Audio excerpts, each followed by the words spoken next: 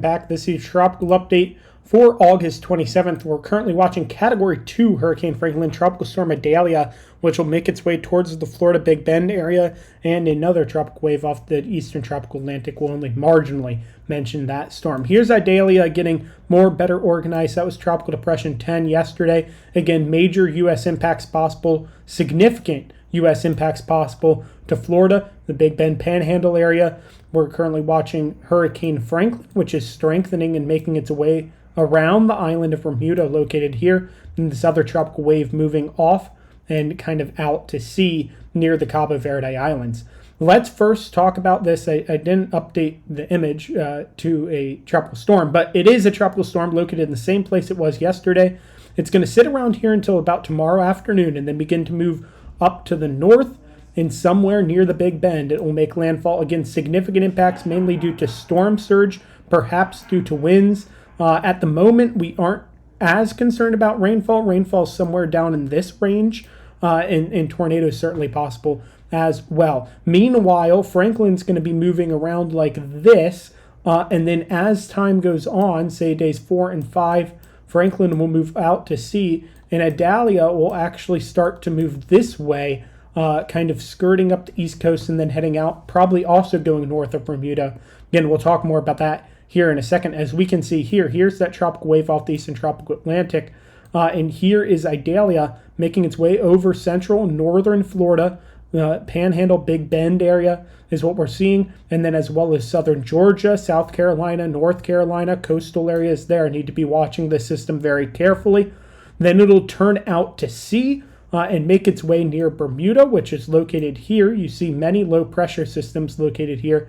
Again, within all those ensembles, we could see Idalia impacting Bermuda as well. Here is Franklin. Franklin goes around Bermuda, perhaps making a close call if it takes a more southerly track. If it takes a more northerly track, though, still tropical storm force impacts likely to the island of Bermuda. As it moves out to sea, Franklin will be located somewhere over here by the time that Idalia has made its way near Bermuda. Again, that's in about 5 days from now, so we're going to have a busy start and finish to this week. Here's Franklin looking very good today, very healthy storm. Nice circular structure, nice eye to it as well. Again, likely to reach major hurricane status here shortly.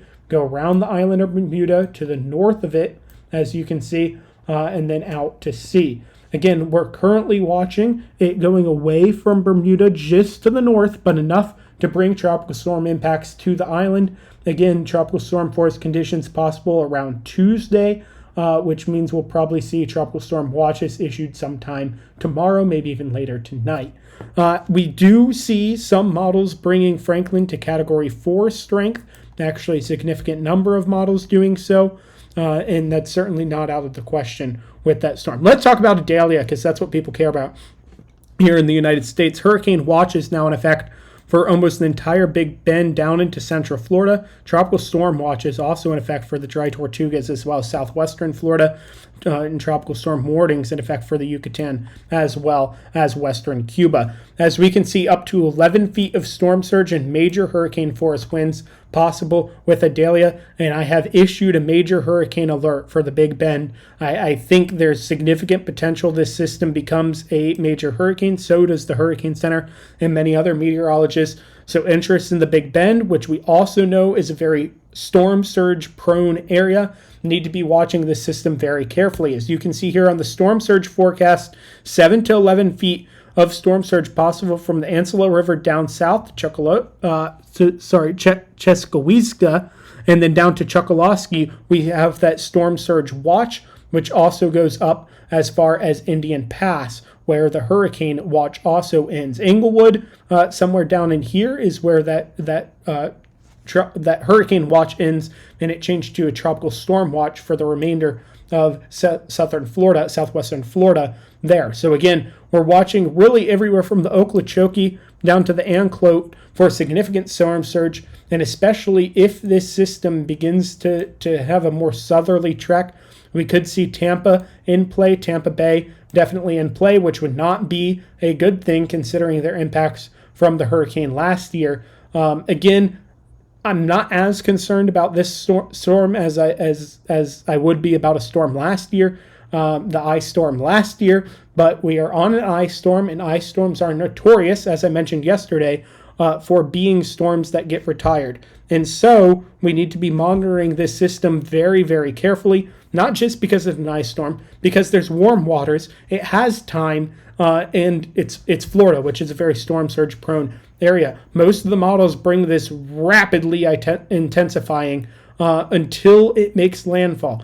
And so if it makes landfall farther south, it won't have as much time to strengthen, may only be a Category 1 hurricane. If it has more time to strengthen further up in the Big Bend, then we could really be seeing a Category 3, maybe even Category 4. And I'm not exaggerating with that. If we go back to the first slide of the whole video, this shows a Category 4 plus hurricane making landfall in the Big Bend. This is the brand new model from the National Weather Service made for these tropical cyclones. And so it's certainly not out of the question here that Idalia becomes a major hurricane impacting the United States with significant impacts.